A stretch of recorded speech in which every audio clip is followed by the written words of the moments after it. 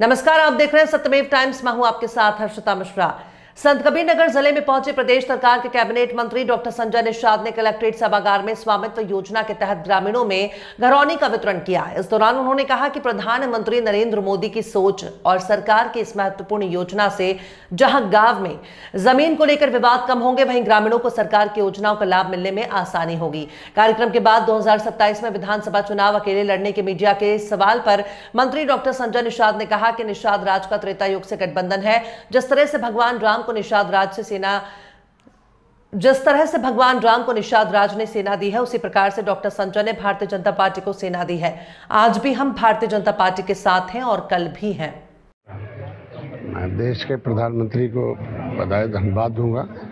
उनकी सोच दुनिया में एक सबसे बड़े कहते ना कि आज कभी गांधी ने कहा था कि भारत गांव का देश है और गांव आत्मा भारत की है, और गांव में रहने वाले लोगों की आत्मा उनका घर होता है।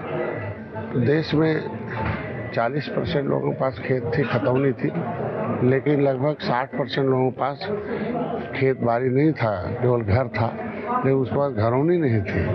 मतलब उनके घर के कोई भी प्रमाण नहीं थे। घर में रह तो लेता था, परिवार में रजिस्टर्ड तो था, लेकिन उस प्रॉपर्टी का मालिक नहीं था। आज मोदी जी ने मालिक बनाया और उत्तर प्रदेश पूरे देश में सर्वोत्तम है और संत कबीर नगर भी सबसे आगे। उसमें मैं अपने उत्तर प्रदेश में मानी हुई को भी धन्यवाद दूंगा। इससे बहुत कुछ फायदे होंगे। इससे लोन लेने में झगड़े खत्म हो जाएंगे, विकास के लिए गर्व महसूस करेगा।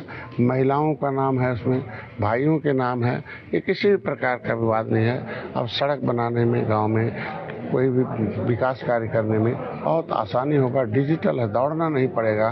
सब लोग मिलजुल कर आपस में भाईचारा उत्पन्न होगा। उस हम तब भी त्रेता का गठबंधन है ये निषाद राज का।